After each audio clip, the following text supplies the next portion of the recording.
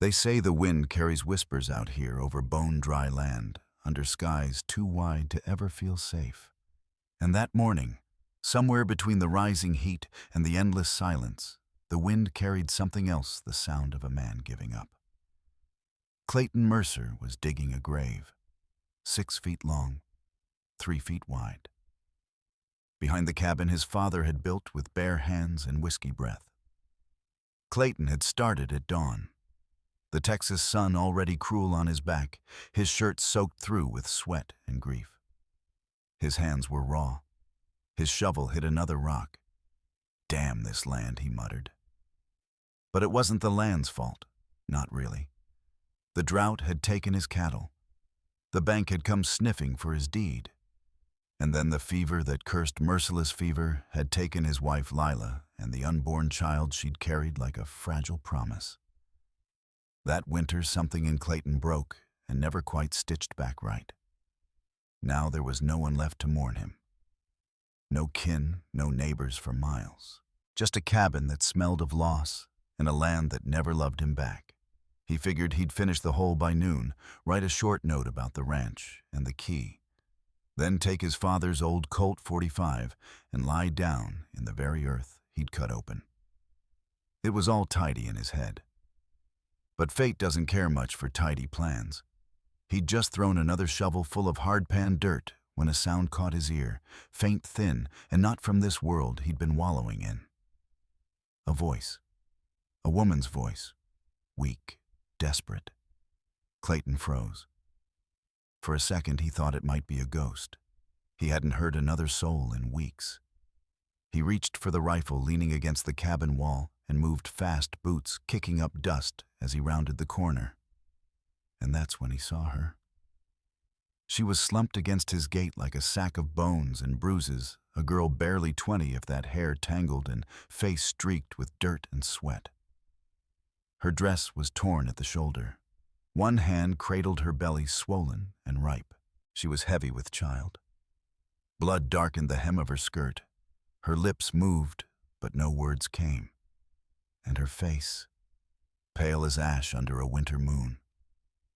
Clayton's first thought was, this ain't no trick. She wasn't a bandit's bait or one of those slick schemes from the land grabbers. No, this was something else entirely. She was dying. And somehow she'd found her way to the one man in 50 miles who was about to dig his own grave. He dropped the rifle, the same shovel he'd been using to dig a hole for himself. Might be needed for someone else entirely. But first, he had to decide. Did he still have enough humanity left to try and save her without knowing why Clayton ran? He hit the gate hard, swinging it open as the girl crumpled into his arms. She was lighter than he expected. Her skin burned with fever. Her breath came shallow and panicked. "Easy now," he muttered, unsure if he was talking to her or to himself. He carried her inside, laying her down on the bed, Lila's bed, the place he'd meant to leave his final note just hours from now. He fetched water from the well, hands shaking more from memory than strain. The girl's eyes fluttered open for a moment, sky blue like a far-off spring. Her lips cracked as she whispered just one word. "Please, don't let my baby die." That hit him harder than any bullet ever had. Here was a girl not fighting for her own life, but for something inside her. For someone not yet born. While he, a grown man, had been ready to surrender. Her contractions were starting. He knew the signs from helping deliver calves and foals, but this was something altogether different. Her body trembled with every wave of pain. There was too much blood already. As he wiped her face with Lila's old cloth, he noticed something that made his gut turn cold. Rope burns on her wrist. Finger-shaped bruises on her arm. This girl hadn't just gotten lost out here. She'd escaped from something. From someone. He was about to run outside for more water when her hand gripped his wrist tight. "They're coming," she whispered. "Said they'd find me, no matter where I ran." Clayton's stomach dropped. He moved to the window, scanning the horizon. Flat scrubland as far as the eye could see. But he knew better. This land gave good visibility to anyone looking to take aim. The girl stirred again, trying to sit up despite her condition. "My name's Celeste," she said. "My father sold me to a man named Virgil Blackwood. Said it paid off his gambling debt, but Blackwood, he's evil. Said this baby was his property." Clayton felt the name like a blade in his gut. Blackwood. Everyone for 100 miles knew him the way folks know the smell of a wildfire before it reaches town. A man with too much land, too much power, and no soul behind his eyes. "I ran," Celeste whispered. "Stole a horse. Rode it till it died. Walked the rest." And now here she was bleeding in his bed, about to bring new life into a world that had only shown her cruelty. Clayton Mercer was no hero. But as he stood there, rifle in one hand, the other wiping sweat from his brow, something inside him shifted. He'd been planning to die that day. Now, he had 2 lives to fight for, and not much time left. The sun crept higher in the sky as Clayton Mercer knelt beside Celeste's trembling form. His fingers, once roughened by cattlework and firewood, now shook as they soaked a cloth in cool water and dabbed her fevered brow. She was burning up not just from the Texas heat, but from something deeper, more dangerous. The kind of sickness that didn't leave quietly. Her breathing was ragged. Her dress, once cream-colored, was soaked through with sweat and stained deep crimson at the hem. Her belly tensed again beneath her hands. Clayton had never delivered a baby before. Calves, sure. One stubborn mule that had fought him every inch. But a human child. Not like this. Not with this much blood. Outside the cabin, the wind picked up sharp and dry, whistling through the broken slats of the fence. And with it came that feeling again. Someone was coming. Inside, Celeste let out a weak cry and tried to sit upright. "You shouldn't move," Clayton warned. "They'll find me," she rasped, grabbing his arm. "Blackwood's men. They're close." He glanced toward the window again. The land beyond rolled flat for miles before meeting low hills. It offered no cover, perfect for watching others, perfect for being seen. "You ran far," he said gently. "You made it here. That counts for something." "Not far enough," she whispered. "He told me I was his property. Said the baby would carry his name. Said I'd raise it the way he raised me." Clayton froze. Something about the way she said that, the way her voice caught on the word raise, made his blood run cold. "What do you mean?" he asked. Celeste swallowed hard. "I'm not the first. And I wouldn't be the last. His land's got places no one visits. Trees with no birds. Fresh-turned dirt where no crops grow." Clayton felt his throat tighten. He'd heard the stories, whispers in saloons and trading posts. About missing girls. About families who stopped looking because they'd seen what happened to those who asked too many questions. But those stories, they had always belonged to other people. Other towns. Other lives. Now one of those girls was bleeding in his bed. A sharp contraction curled her body, and she let out a scream that pierced the still morning air. Clayton sprang into action. He fetched towels, boiled water, and searched through the cabinet for anything useful. His late wife's sewing kit yielded twine and a clean blade. He barely remembered what he was doing, but his hands moved with purpose. He didn't have time to think, only to act. Her screams grew louder, shorter between breaths, her face pale as ash, twisted with pain. Then, silence. Not from her, from outside. Clayton's heart stopped. He moved to the window slowly, his rifle in hand. And there they were, cresting the nearest hill like a pack of wolves, 6 riders in formation. dressed in long dusters, rifles across their backs. Leading them, a tall, silver-haired man on a black horse sitting straight as a fence post. Virgil Blackwood. Even from this distance, Clayton recognized him. He'd seen the wanted posters, heard the rumors. The cold-blooded land baron who bought water rights like poker chips and made problems disappear with shallow graves. Now he was here, at Clayton's ranch, coming to take what he believed belonged to him. Clayton backed away from the window, heart pounding. He looked down at Celeste. She was soaked in sweat, her body limp. But her hand reached out blindly, seeking something. "Clayton," she whispered, "promise me. Don't let him take her." He knelt beside her. "I promise," he said, not knowing how he'd keep it, only knowing that he must. She nodded once, then cried out again as another wave of pain surged through her. Her water broke. It was happening. Now. Clayton moved quickly. He propped her up, slid pillows beneath her back, and took a deep breath. "You hold on now. You hear me?" he said. Tears slipped from the corners of her eyes as she clenched her jaw.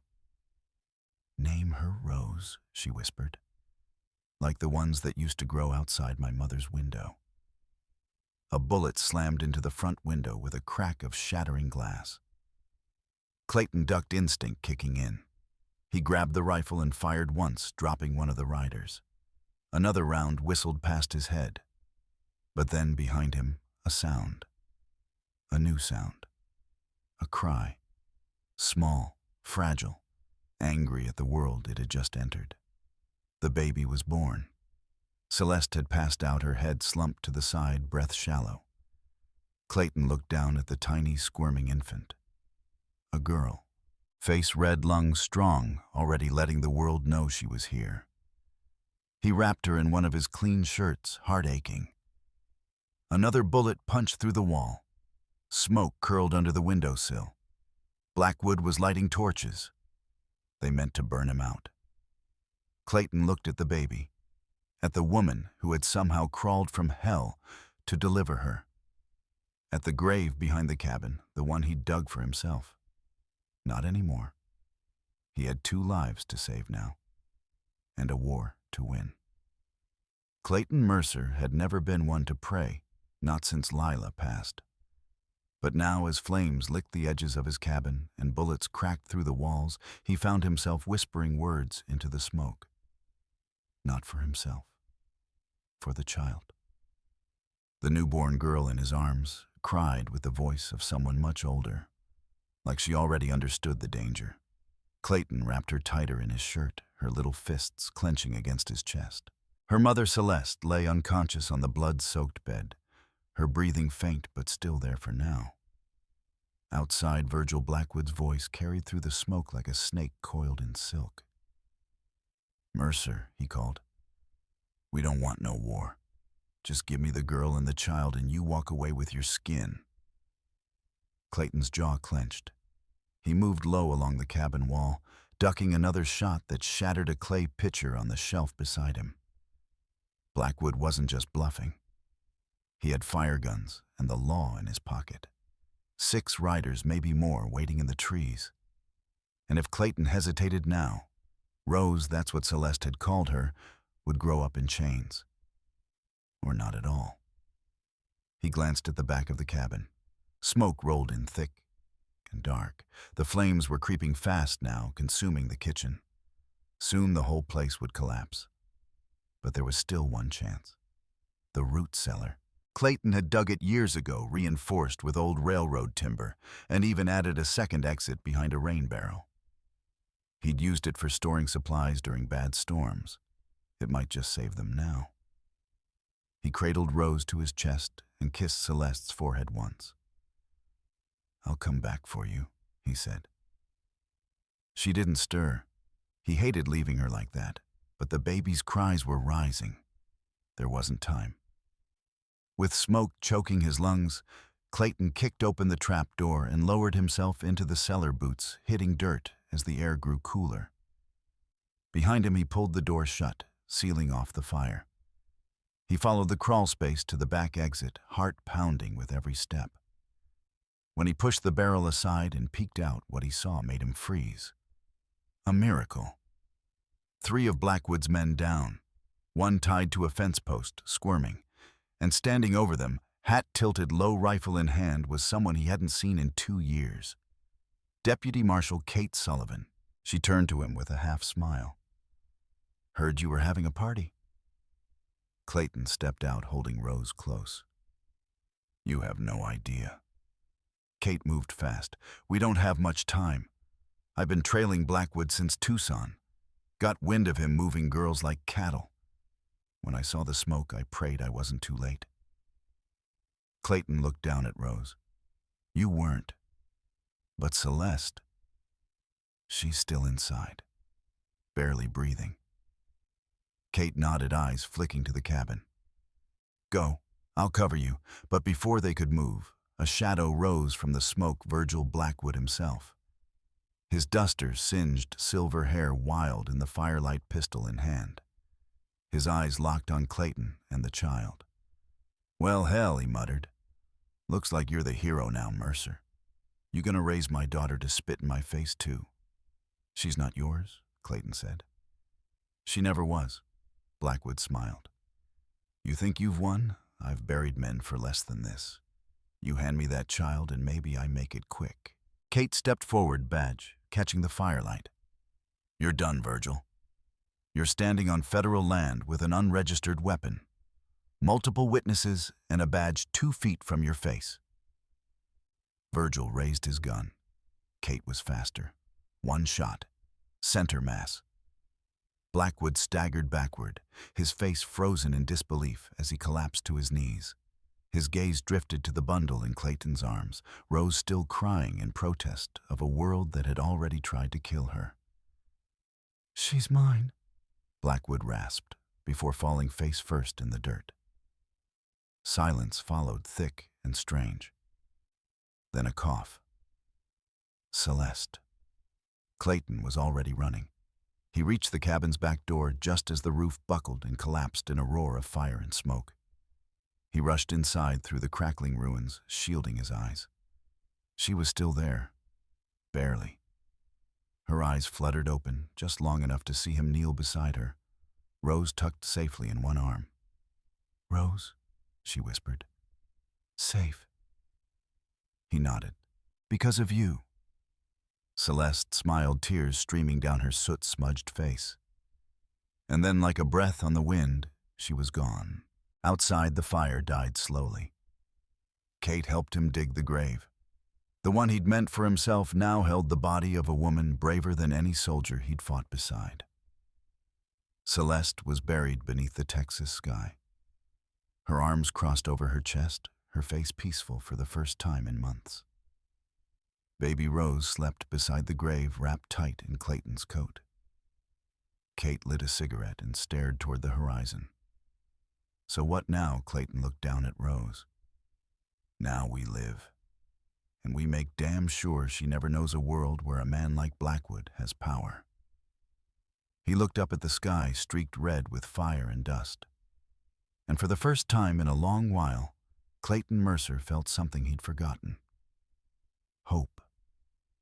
The ashes had cooled, but the land still smelled of smoke and blood. Clayton Mercer stood alone at the edge of his ranch. Baby Rose nestled against his chest, her tiny breath warm on his collarbone.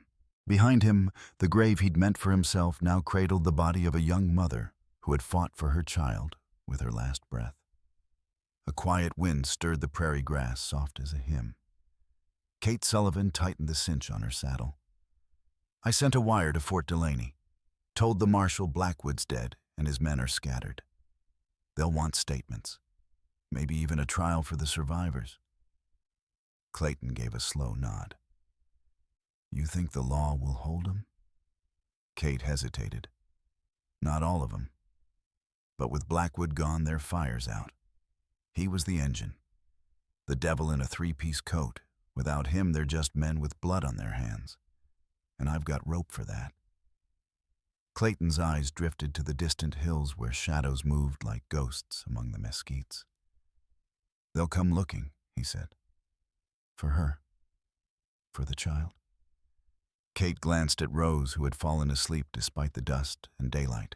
Then we make sure they don't find what they're looking for. She pulled a leather satchel from her saddlebag and handed it to Clayton. Inside are the adoption papers already signed by a judge I trust. He owed me a favor. You're the legal guardian now. Name her anything you want. Start over. Take her far from here. Clayton stared at the satchel, then at the sky, then back to the house, or what was left of it. I can't leave, he said softly. Kate raised an eyebrow. Why not? Because this is where Celeste died, he replied, fighting for her daughter's freedom. This land, these broken fences and scorched beams, this is the ground where evil fell. If I run from it now, it's like she never won. Kate looked at him for a long moment.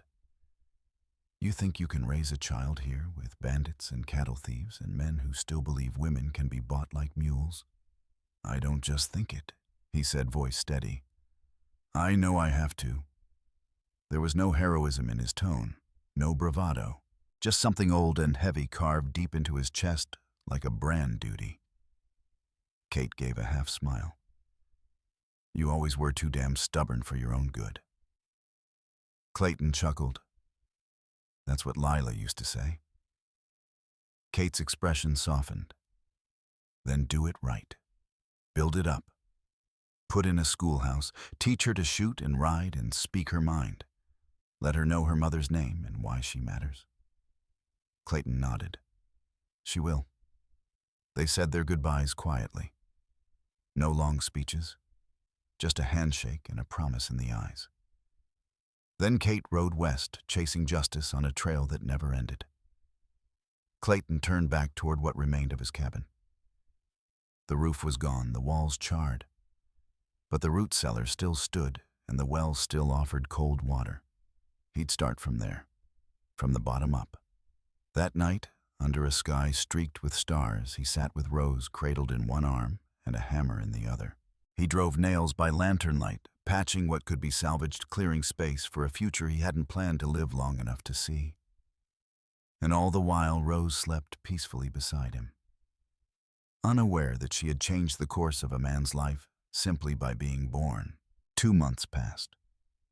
The ranch began to look less like a graveyard and more like a home. Clayton rebuilt the barn first, then the porch. He planted wildflowers on Celeste's grave and set a marker carved with her name, Celeste Maynard. Mother, fighter, free. Rose grew stronger each day. Her cries became less frantic, her gaze sharper. She had her mother's eyes ice blue, unblinking, and full of defiance.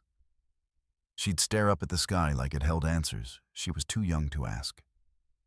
Clayton talked to her sometimes about the war, about her mother, about the land.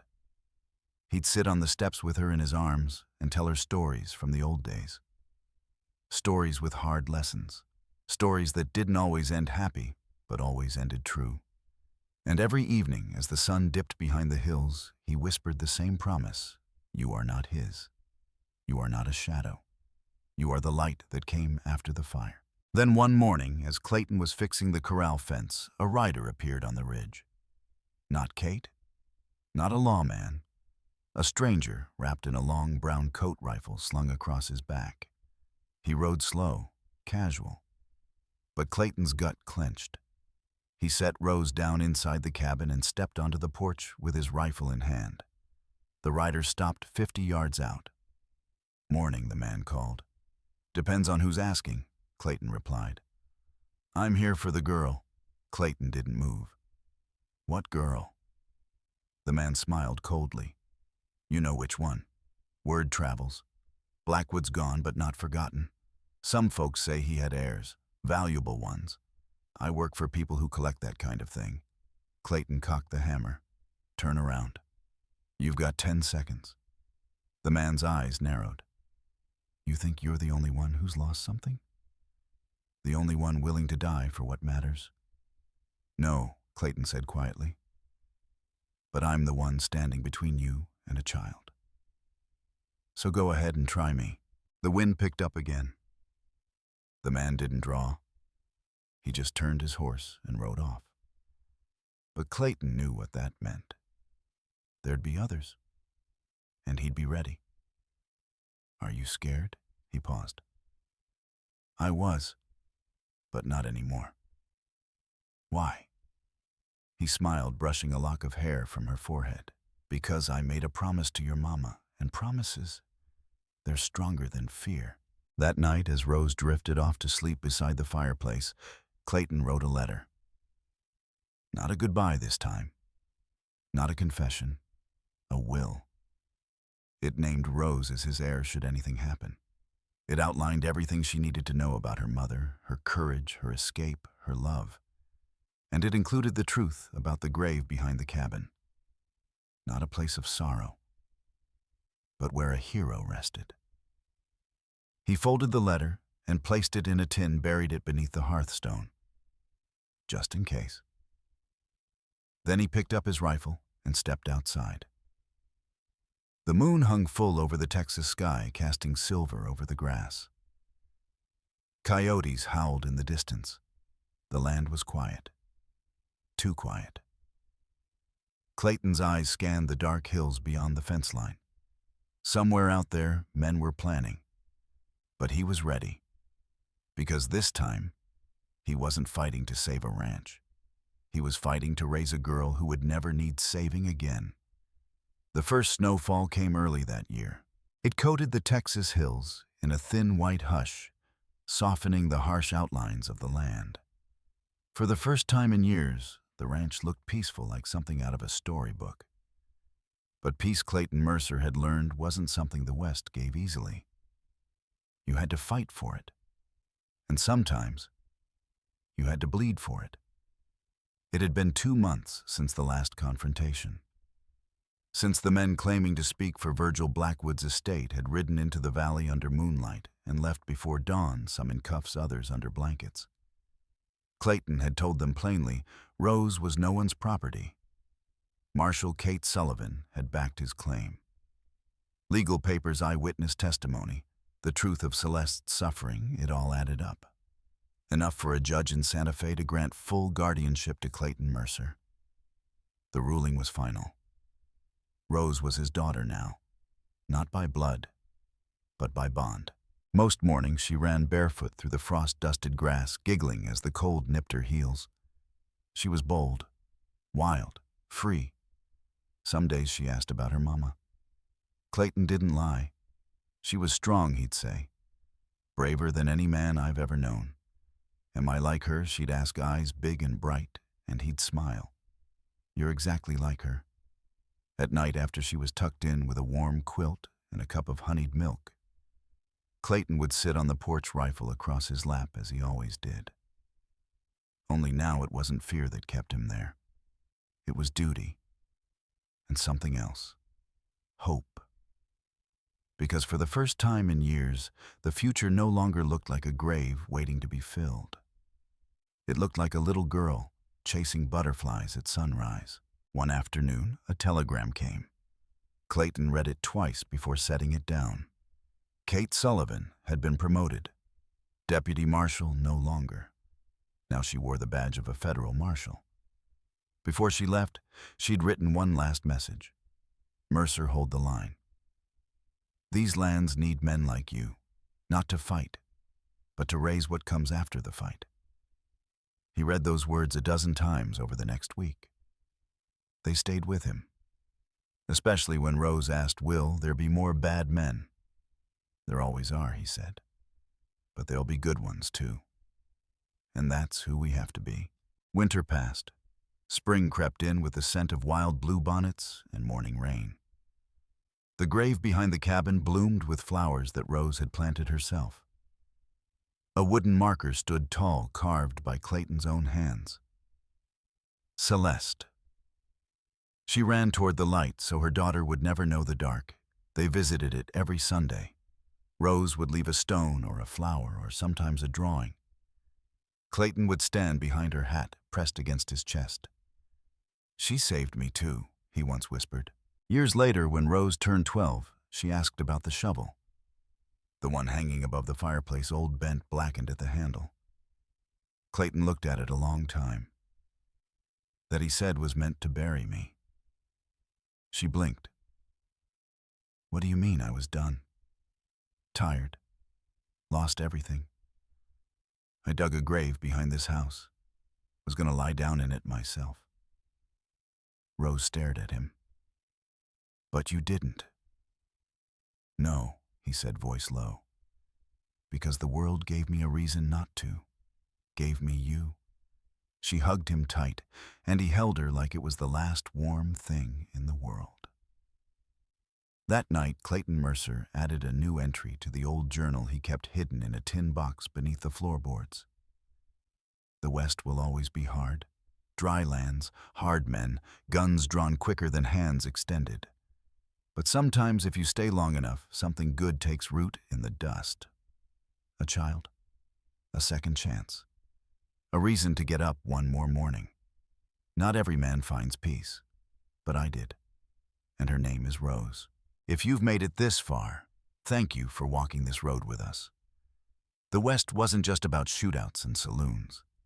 It was about choices. About men and women who carried their pain and still chose to protect something fragile. Something worth saving. If you're listening tonight, maybe tired, maybe grieving, maybe wondering what tomorrow holds, remember this. There's always another reason to get back up. Sometimes it's a child. Sometimes it's a promise. Sometimes it's just knowing you're not done yet. So saddle up and keep riding.